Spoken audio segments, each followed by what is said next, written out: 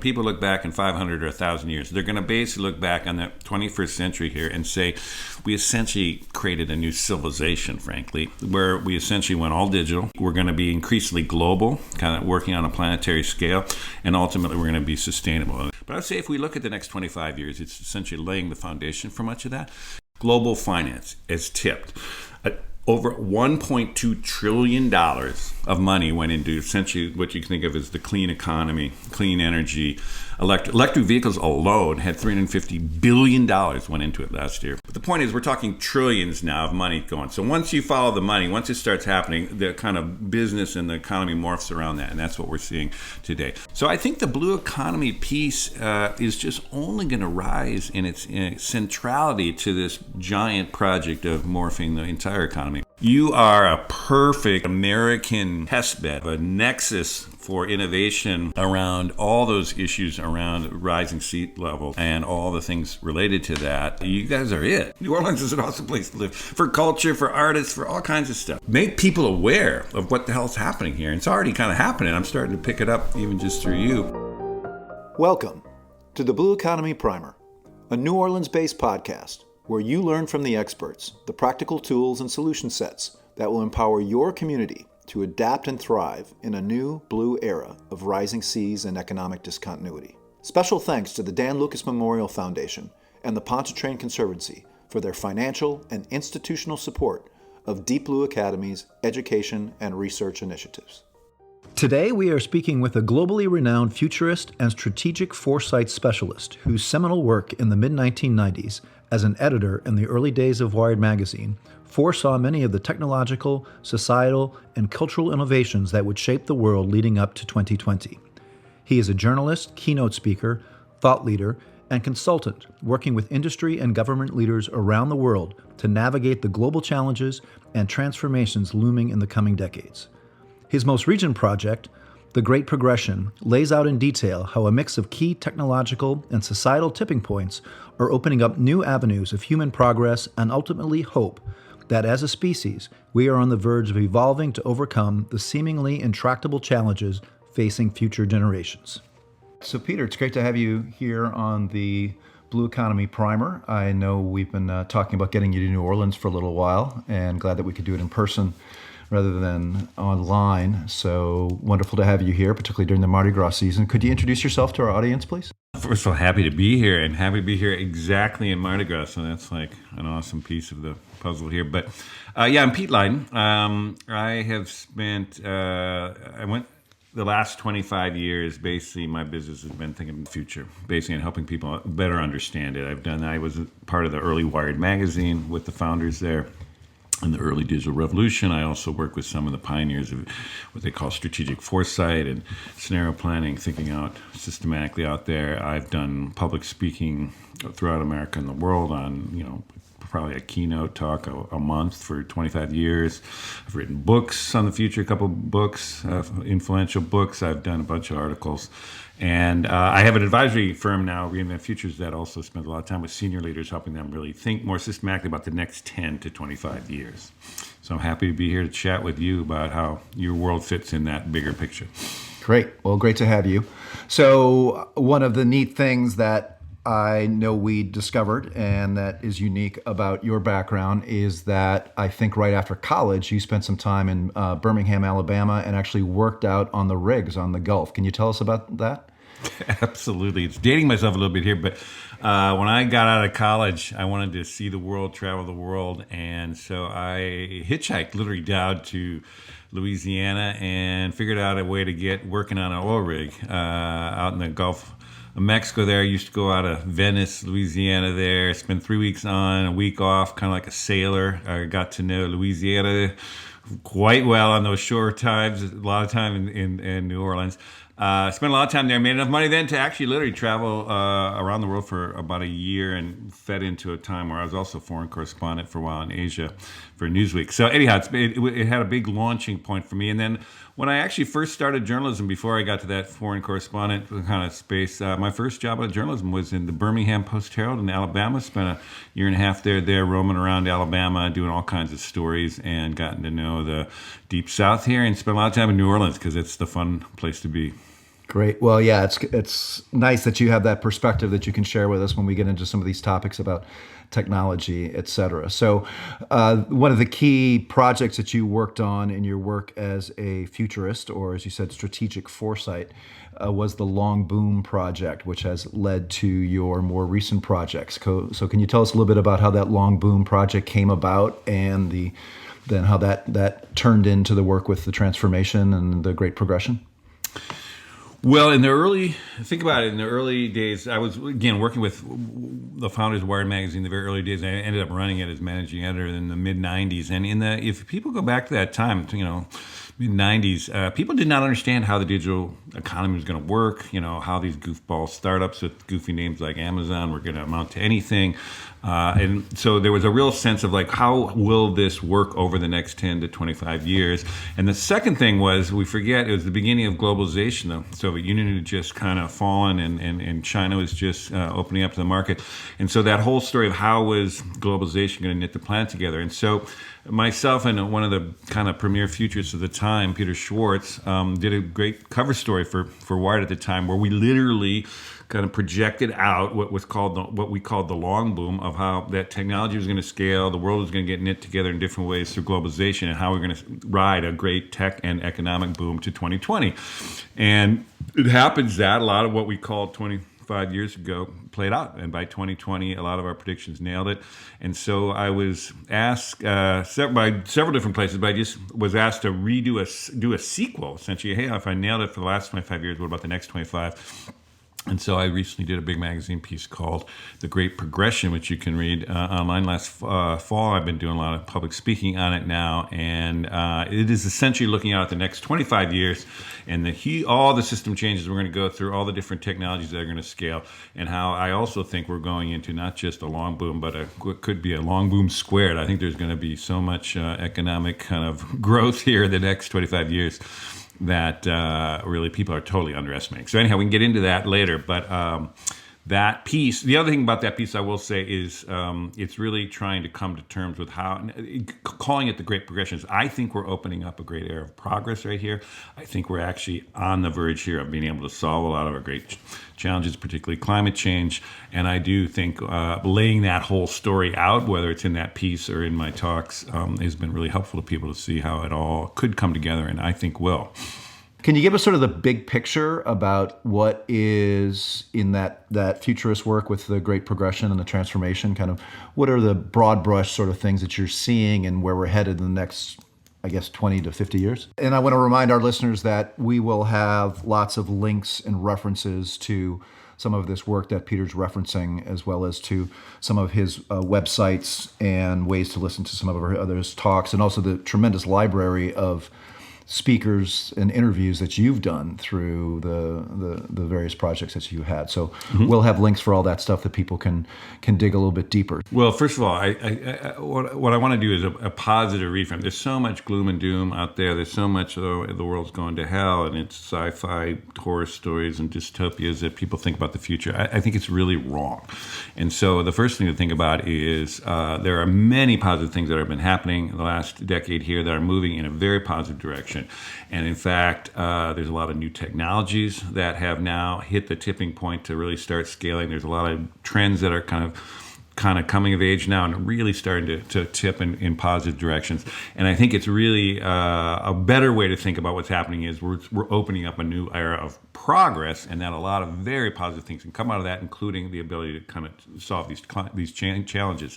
What's a difficult thing is the 2020s are essentially the decade where we're watching many of the systems that have been in kind of place for the last 40 years, how the economy worked, how politics worked, how the culture kind of operated, are breaking down and just fading out of the picture. But a lot of the new systems that are replacing them, in terms of renewable energies or electric vehicles or kind of, the millennials taking over the culture, the politics shifting in various ways, those things are just emerging now. And so they aren't fully baked yet. It's not fully clear how all that's going to work. But they are. But the key thing is these systems have tipped. It's a tipping point. It's not a debate. Like the last 10 years ago, what was a debate about whether we're going to go to electric cars or not, or whether we're ever going to get to renewable energy and solar was ever going to work. That's decided. That's happening. Global finance is tipped, things are moving. And so what we're in is a crazy decade a fundamental system change across all these different systems, which requires a kind of a paradigm shift in thinking. We grew up and kind of came of age in your career thinking that the world worked one way, but we're essentially moving into a different way the world's going to work and how these new systems are working. And so you got to have to shift the paradigm and talk, how does that new world work? And that's I'm spending a lot of my time now with a lot of senior leaders in all kinds of different companies, trying to help them wrap their heads around these fundamental shifts happening. Now, the good news is these shifts are, again, moving in a positive direction, and we are hitting the point now where things are starting to scale. And so these changes that were theoretical a little bit ago, or could have happened, or wouldn't it be great if it happened, are happening. And so now we're watching the scaling up going. Just like we watched from the mid-'90s, the scaling up of digital technologies happen. And once you tip and once things start to get filled out, then you're on that ride, and we're in that now. And so I think over the next 25 years, you'll see this new world really come fully fill out. All these models actually get perfected and ultimately scale, and to the point where I think we will be able to really turn the corner on climate change by about 2050. The next 25 years is going to be an amazing time, but it's a time of tremendous innovation. And really across three other technologies. I'll just mention this quickly and we move on to other things. But there's not just one technology boom going on like we rode last time. There are three fundamental world historical new technologies coming on. We've got a whole raft of the next phase of information technology, which is represented now by AI. The AI era, which is just, we can begin to go in that direction.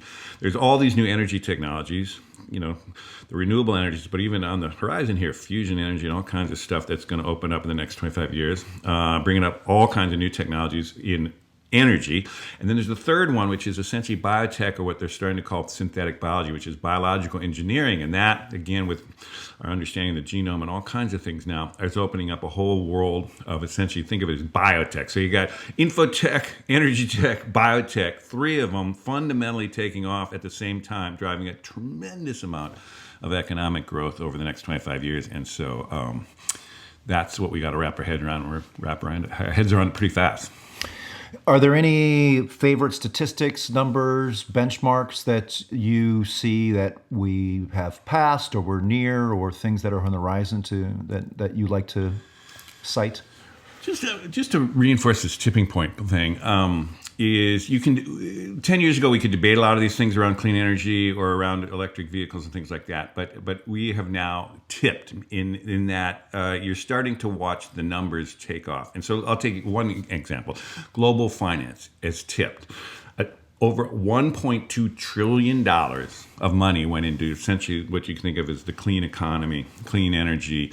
Electric vehicles alone had $350 billion went into it last year in terms of how to shift the entire auto industry into electric vehicles. But we've got 1.2 trillion in that. So that's a huge number. Now we got to get to about 4 trillion to scale up to really tip and solve the climate challenge and scale up all over the world. But the point is, we're talking trillions now of money going. So once you follow the money, once it starts happening, the kind of business and the economy morphs around that. And that's what we're seeing today. All kinds of other statistics, like, electric vehicles right now.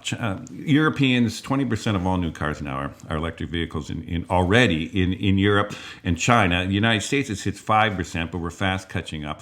We're basically starting to watch these numbers are not theoretical now. They're really actually happening. And that's good for us, good for the planet, and I think it'll be good for your region too, which we can get into. Yeah, absolutely. So when I read The Transformation and listened to your talk on it, I thought it was really neat the way you sort of made the parallel between the age of the Enlightenment and kind of looking back on that and realizing what an extraordinary time it was, and that is kind of what you're anticipating in the character and the transformation is looking back from 2100 at this period. Could you talk a little bit about kind of how you came up with that, or what do you see as those parallels of what we will look back on as this particularly promising and innovative age? Well, like I say, I've continued to do since that long boom era, which by the way went into a book, went into multiple languages, written several books off that. But I do a lot of articles, and what you're referring to is a set of 6 articles I wrote in Medium called The Transformation, and it was really taking a kid born, a Gen Z kid, which just look around in your house, you might, if you're, might be your kid, born in 2000, but he's writing in the year 2100, which, by the way, all those kids are going to last 100 years easily, if not longer, given what we're knowing about healthcare. He looks back on this era from 2020 to 2050 and talks about what happened in his life to actually get to that. So that's the story you're talking about there. But I will say, without getting too trippy here, I would say what we're probably going through ultimately in the long lens of history, when people look back in 500 or 1,000 years, they're going to basically look back on the 21st century here and say, we essentially created a new civilization, frankly, where we essentially went all digital. Everything's kind of getting digitized to the point of all information. We're going to be increasingly global, kind of working on a planetary scale, and ultimately we're going to be sustainable, a sustainable economy and society. Those are world historical shifts. Those are things that are going to take decades and decades to happen. But in essence, it's such a foundational shift in all the ways we're doing things that it's comparable to the last time we saw fundamental civilizational change, which was the Enlightenment, where we invented, representative democracy or financial capitalism or the Industrial Revolution. I mean, those big meta innovations of that time, which frankly we're still running on today, we're in this century basically going to supersede them pretty profoundly with different ways of capitalism works, different ways. I think our democracy will work. All kinds of things will happen in that time. But in the short, that's the whole century, goes through, the next, 75 years. But I would say if we look at the next 25 years, it's essentially laying the foundation for much of that. And we got our hands full just for the next 25 years. But ultimately, what we're on is a project that will be seen in literally is, in the lens of history is one of the most memorable moments in human civilization humans have come up with. And that's basically if we can solve the climate change, if we can kind of work as a planet, if we can kind of make these fundamental technology shifts, then we'll have arrived. Well, I certainly found it compelling, and again, we'll have links to all those resources. So as you know, and you've been following our work since for a number of years now, with Deep Blue Institute and Deep Blue Academy focused on the Gulf Coast and the potential for New Orleans in terms of building the ecosystems and the sectors that we need to pursue some of these advances. What do you see as the potential or the unique role or ways that the blue economy is related to your work and the potential for development of those ocean-related regenerative technologies? It's absolutely a critical piece of the puzzle. I mean, I would say the blue economy is nestled in the broader kind of economy, but of essentially one way to think about what's happening in the next 25 years is everything is getting reorganized around climate change, the climate challenge, and the ultimate evolution of essentially a sustainable economy and society. And if you think of it that way, then the blue economy is a huge and critical piece of it. I mean, basically everybody living on the coasts of the world, which I think you said is something like 25% of the planet, is affected directly on that, but also all the world is affected on that. I mean, you really got to deal with, even thinking in geoengineering terms, like how the acidification of the oceans, or the kind of heating of the oceans, the coral reefs, all that kind of stuff affects everybody in the atmosphere and all kinds of stuff. So I think the blue economy piece is just only going to rise in its centrality to this giant project of morphing the entire economy. A lot of the specific technologies that you're wrestling with are absolutely critical, and I think those pieces that you're exploring in this podcast, which, by the way, I've been listening to, and I've also been watching your work before this too, you're kind of doing exactly what you need to do, is now start drilling down harder, identifying what's really happening, getting to the innovators who are really kind of making shit happen, and getting deep into their heads about what they can do. So on the Gulf Coast here, which again you've got some familiarity with and some firsthand experience with the primary energy sector, as it's been leading the economy here for going on a century now. What do you see as the particular potential or place that a New Orleans and the Southeast Louisiana estuary region could hold in these global trends? Well, I'm coming from, the San Francisco Bay Area, the Silicon Valley world. I've kind of watched the innovation world out there work, and its relationship to water is really around droughts, and we're trying to really think fundamentally about desalination, all kinds of stuff too. But I would say we don't have the same kind of challenges, you could say, on the coastlines that you do down here in New Orleans, and that in fact is a microcosm for what Florida is kind of going through, and all kinds of places, from Bangladesh to the Pacific Islands, all kinds of stuff. You are a perfect kind of, if it came down to an American test bed, a kind of a nexus for innovation around all those issues around rising sea levels and all the things related to that. You guys are it. And it feels like you got an opportunity here to really become that kind of nexus and be identified as the place to go in ways that I think other hubs of innovation, like San Francisco, the Bay Area, or Boston, or some of these other places, don't have the capacity to do it there, aren't really particularly suited for it. And I think the idea of re-identifying this place as a hotbed of that kind of innovation is extremely powerful idea, and I think it's really needed. I also think, America is really does often break ground on the new innovations that do scale globally. I mean, if you had to think of what is the role of America, without being too chauvinistic about it, is Americans are just great at innovation. And we have been for literally, depends from the beginning of the country, but you can certainly say that throughout the 20th century into the 21st. And I really think more so than looking to the Chinese or looking to some other regions that are going to solve this. Maybe it's the Dutch, and a lot of people are going to have pieces of the puzzle here. But I think American ingenuity applied to this fundamental challenge of rising sea levels and all the kind of transitioning, essentially traditional oil-based, carbon-based industries into kind of more clean-based, kind of sustainable-based industries. Those are challenges that everybody around the world is going to have to come to terms with in some way. And I think the more you can break ground here, the more you can showcase this, the more you can kind of catalyze resources here, the way you can really get the word out, kind of like you're starting to do with this podcast, the better everyone's going to be. And I think there's a great opportunity to do that here. Knowing that Bay Area startup scene and all that, one of the things that we're certainly focused on with Deep Blue is innovation ecosystems. Right. And there's a lot of talk about, what are the unique aspects of the Bay Area and things that we sort of lived and breathed and got to know during the last 20 years of the Bay Area. What do you think are some things that you're seeing, either specifically potential for the Gulf region, but what are some things that you think a region like New Orleans and the Gulf Coast can learn and benefit from that Bay Area culture, that startup culture, that freedom to fail, all those cliches that we hear in the Bay Area? I mean, again, I've been part of the Bay Area for over, I would say, 30 years and watched it very closely, been in the middle of it, ground zero with Wired and all the different things I've done over the years there. And I also have done a lot of public speaking all over the country, all over Europe and occasionally out in the world.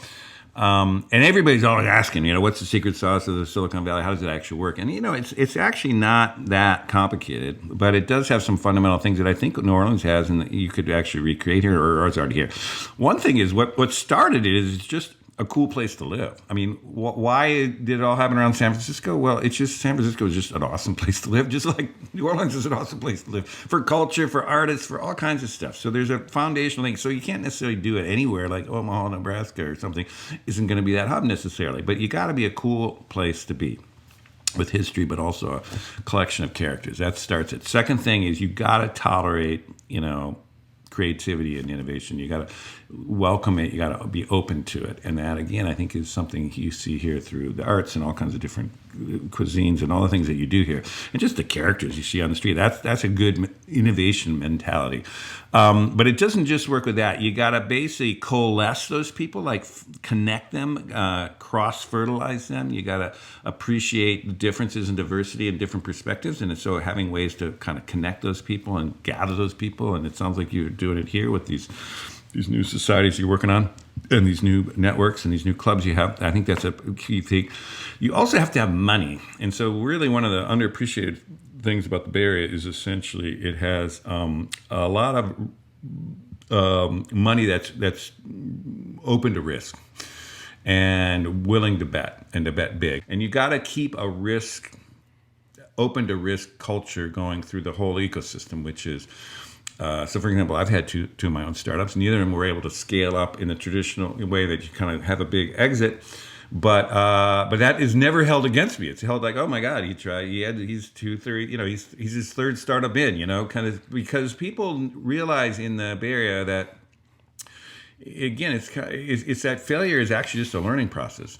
And also the reason it's only one startup in 10 is going to make it big, but the idea is 9 others are trying something that no one's ever done before. That's why it's called a startup. It's not like you're opening in a convenience store down the street and you know how to do that. It's been done a million times.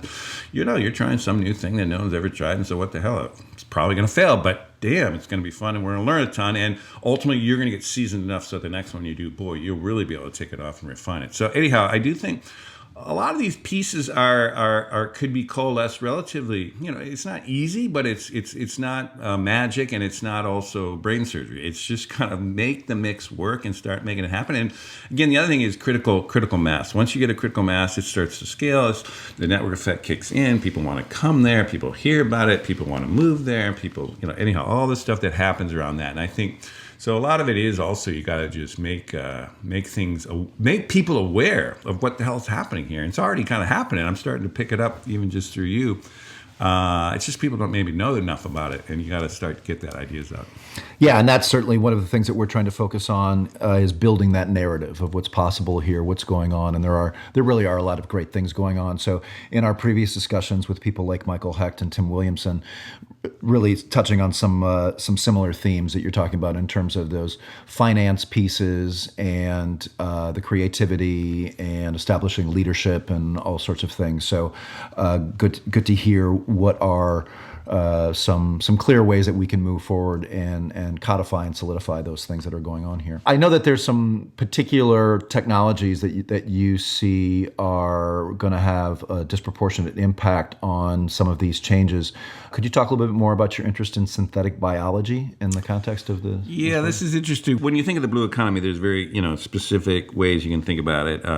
Floating platforms and regenerative wetlands and desalination plants, and there's a bunch of things that play into that. Geoengineering, many of which we can talk about actually, and I think could be really hotbeds of innovation here out of your place here in New Orleans. But there is a new one that I think a lot of people are underappreciating. I talked to you about that there's really 3 world historical technologies that people look back for centuries and say, oh, that's when that started. There is this next phase of infotech and AI, and that's affecting all kinds of things, but it will affect your world too.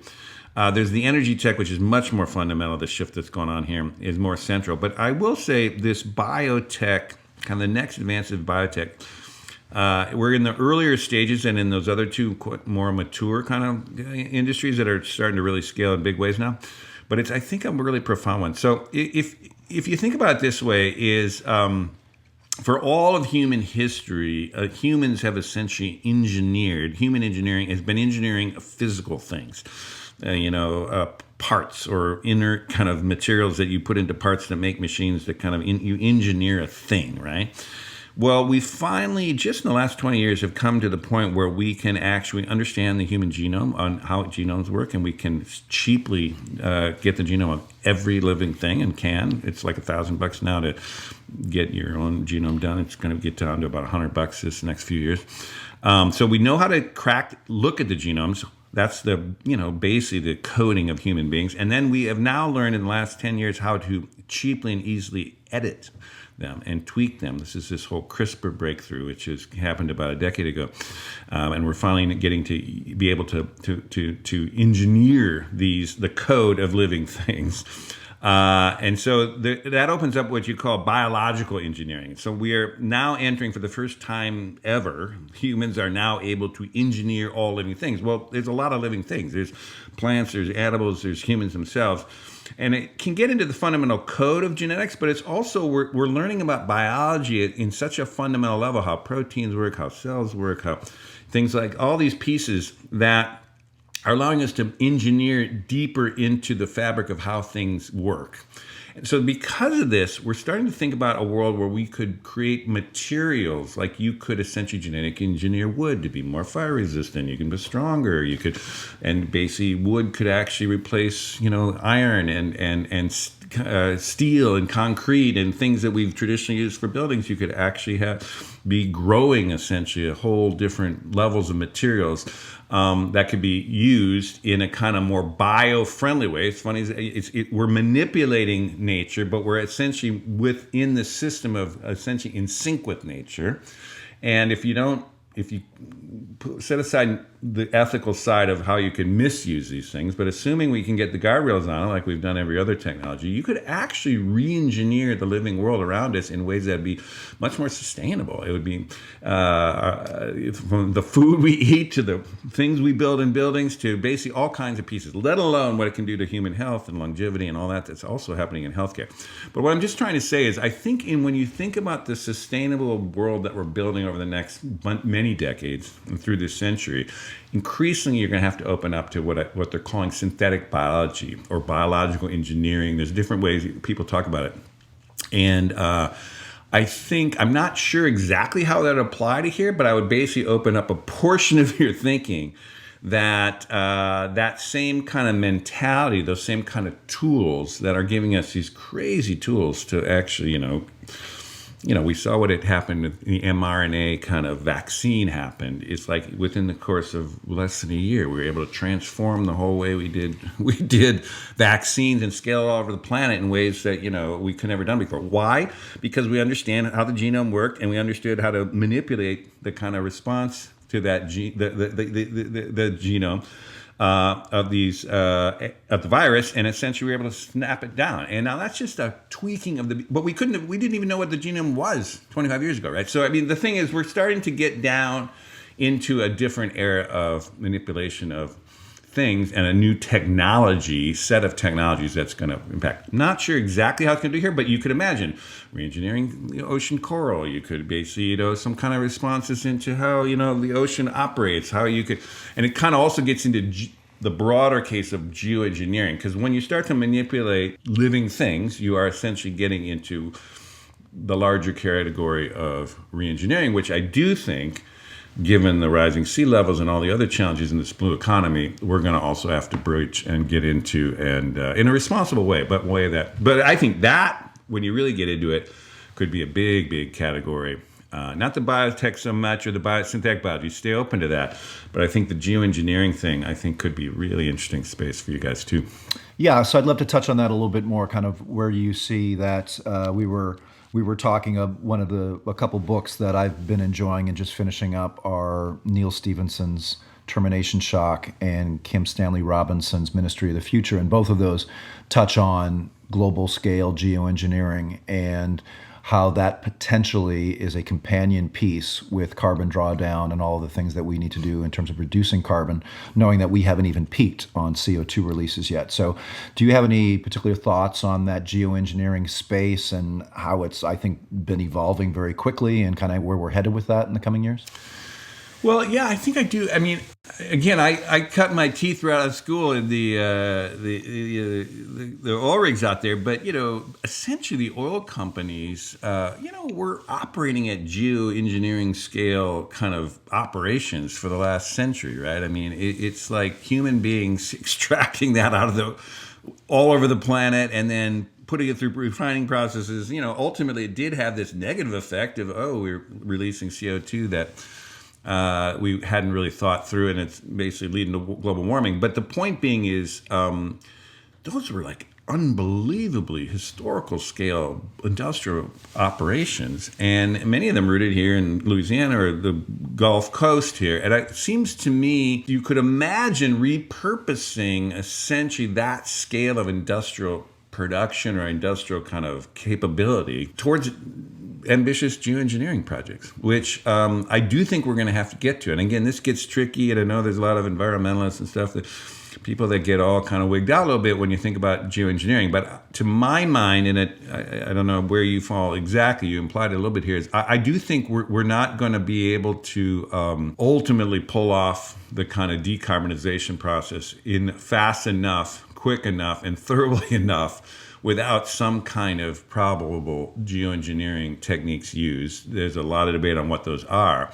But some of them could actually involve the same kind of skill sets that the oil industry's been using. So I'll give you one. I mean, you mentioned Ken Stanley Robinson's book, which is a fantastic. Both those books, by the way, are fantastic books.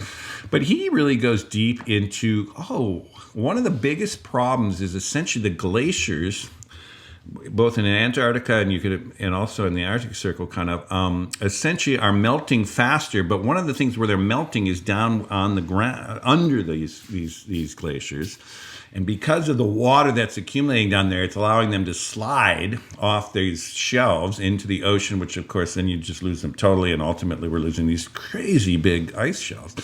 But it's possible that if you tap down there using almost like the oil industry's technologies, you could suck that water out and get those giant glaciers to just sit more firmly without that lubrication of that liquid water. It's actually, they just would set right down back on there and they wouldn't slide off, and you wouldn't have that accelerated runoff, and you wouldn't actually lose these priceless kind of sheets of ice that we need. And so the thing is, you could imagine the oil industries, instead of like going to the kind of crazy reaches of the Congo or crazy reaches of Alaska to kind of tap oil, you could imagine them going to the Arctic and all kinds of places and tapping it out for completely opposite reasons, but very similar reasons. And so everybody get redeployed. It's kind of the same engineering skills, the same kind of up and down the food chain, wages and good packages and executives moving stuff around and logistics people making it all happen. Anyhow, the thing is that you can imagine without a lot of imagination, it's just pretty straightforward, shifting the focus of an industry that has really defined this place for 100 years or more. But redefining it and just putting on a different challenge. And it's also not just that. It's a lot of, living off the water, off getting, housing floating cities or platforms that kind of deal with the oil. I mean, all these oil rigs that I was, getting helicoptered out to in the, 40 years ago. Those structures were amazing structures. They were in the middle of the Gulf, and we were living, all these 40 guys out there for, 3 weeks at a time, and helicopters coming in and out, and who knew what was happening? But inside that, it was a fantastic kind of operation. But, using those skills to kind of scale it closer to the land, or kind of allow those kind of living spaces to kind of adjust, or to kind of anchor it in the ground under the sea that you might have needed to do. Anyhow, all the transportation between them, all that stuff. It's a totally use that skill set in a different way, in a way that could actually make a shitload of money. I mean, this is the other thing about it, is like we are shutting down carbon energy in a pretty aggressive way, and I think we have to do that. But there is an unbelievable amount of ways to make money. If you can, think of it this way, the world is going to basically go in the space of about 25 to max 50 years from essentially one fundamentally foundational, energy source based in carbon to one that is going to be not based on carbon. But that transition is just trillions and trillions of dollars is essentially going to be made in that transition. And energy companies, formerly called oil companies, could play a big part in that transition if they did, as opposed to kicking and screaming and kind of delaying it. You could imagine aggressively pointing, and I think a lot of them are starting to do that. I certainly have seen this. I'll tell you one thing. I've been doing a lot of speaking to the auto industry, and again, 5 years ago, even 10 years ago for sure, you couldn't get anybody in the auto industry to think electric cars were going to be anything more than a curiosity until Elon Musk cracked the model, startup, cracks the model, shows how it's done. And now the entire industry has shifted there. So I'm now speaking to the auto industry, and they're all just wanting to know how is it going to work? Where is it going? How are we going to build out the infrastructure of all the charging? Who's going to do it? I mean, and so they're looking to guys like me who explained how the last crazy big tech build out around digital technologies happened, and those goofball companies became trillion-dollar companies, right? Google and Amazon and the like. I'm trying to explain how we're in the beginning of that exact same thing around electric vehicles or around kind of clean energies and stuff. And so those same kind of things are going to take off and have trillions of dollars of revenues. And again, whether that comes from the legacy oil industry or the legacy right now auto industry is fast following the kind of startups, but I think you can imagine in the energy sector a fast following of the whole sector, of which this region has been, very dependent and actually been rooted in. But it doesn't mean they can't play a big role in the next kind of build out here, which is coming. It's just, think of it as energy. Doesn't matter if it's carbon or clean. Talking to James Martin of Gulf Wind Technology and other folks in the region that are focused on things like offshore wind. There's some very interesting dots to connect here in terms of things that are already happening. And depending on how you define the geoengineering, the potential for underground carbon sequestration in the region is actually really high. And that's in part related to previous oil extraction and the salt cavities and oil cavities and all that are below ground. So let me say one thing about that, which I think is really interesting thing, and I go around a lot in my talks trying to explain to people. It's like one of the reasons people are so pessimistic about the future is they totally discount the human ingenuity or the ability of innovation to solve and about human problem solving capabilities. And it's just like, once you essentially set new North Stars in an economy and say, this is where we're going, this is how it's happening. And once you've tipped and, money's, the global finance is moving there and the kind of conventional wisdom is moving there and the government's starting to move there. I mean, everything's kind of moving that direction. I would argue around climate that's happened now, finally. Couldn't have said it maybe even 5 or 10 years ago. But now that that's happened, now you've just turned hundreds of thousands, millions of brains, hundreds of millions of brains towards solving that problem, making money in that problem, sure, for their own uses, but essentially they're now on to the next problem. And it's just going to open up an incredible amount of innovation. And just like if you would have said in the mid-'90s, well, how are we ever going to get to where everyone will have a cell phone and be connected to the internet, and who's going to ever get that bandwidth to people on the internet in a phone? We didn't even have phones. We didn't even have wireless internet. We did all that kind of stuff. It was just an idea of how we could think we could do it. You just set those out there, and of course, everybody stampeded to that, and ultimately, some we had winners and others not. And pretty soon, 25 years later, we're all walking around with supercomputers in our hands, wirelessly connected all over the planet. Like we said 25 years ago, that was going to happen. And how did we get there? Well, we got there now. Looking back, you see how we got there. But from the time in the front end, it was really hard to see it. You had to kind of sketch it out. And that's people like me were trying to do that. And people were kind of wrapping their heads around it going, yeah, I guess I could see how that would work. And that's how our early work at that period was very influential. And I think we're watching that. And this decade of the 2020s is just going to be a head-spinning amount of these kind of system changes and these kind of paradigm shifts in how we think the world works. And I think we'll look back on it and we'll say, oh, it was obvious. But right now, we're just in the crazy kind of transition. With your work related to that, with the Great Progression, what's next? What's on the horizon? What do you have going on that maybe we didn't talk about here? That's well, I told you last fall I came out with this piece, which is it's getting a lot of attention, called The Great Progression. It's 2025 to 2050. It's looking at the next 25 years. And it was a very broad brush kind of look across many different fields, and both in technology, about the economy and business, how it's going to change, how politics and governance, how geopolitics are going to change. It was a comprehensive look at the next 25 years. And from a relatively positive perspective of how this, what I see as a great era of progress, is opening up. Now, for me, that was a broad brush sketches, and I can, in an hour talk, lay that out, or you can read the piece, which is a 10,000 word piece. But what I'm going to do now is I'm doing about to launch a series of events where I go into each and one of these these key fields that are going to go through this big transformation in the next 10 to 25 years. And I'm going to look at someone and get them to really talk to me about what's really going on in that field, what's probably going to happen in the next 10 years, what's possible to achieve in the 25 years to kind of, and then ultimately what we should do now. And I'm going to do that systematically through all kinds of different fields, like so the different technologies. So you'll do one in the biotech, you'll do one in AI, you'll do it on this, but also the economy, and all Blue Economy will do one on that. And then what I'm trying to do is, it'll be a podcast out of that, and ultimately I'm going to write up every month essentially on Substack an article, think of it as, or an essay, I think of it as, of what we're learning as we go. So I would like to just go deeper into all these fields, fill out the kind of pieces of this great progression, and then pass it on to anyone who wants to follow that and track that, listen to those podcasts, and also follow that writing. And ultimately, I think I'll probably end up with do another book on this, which will kind of be a sequel to my Long Boom book. And at that point, that's got my hands full for the next few years. Is there anything else that we didn't get a chance to touch on that you think is relevant to our conversation? It's just reminding people what an extraordinary, almost privilege it is to be living at this time. As much as the people feel anxious or distraught or kind of confused or what all the different emotions you might have, I think people really will in 50, 100, 500, 1,000 years from now. I think they're really going to look back at this kind of middle of the 21st century as really just an extraordinary moment in human history. It'll rank up there with, Roman Empire and all of these different kind of moments where, where humans really have rose to a challenge and did something fundamentally different and was an explosion of creativity, explosion of innovation, that it will go down. And I do think we're watching, in the biggest picture,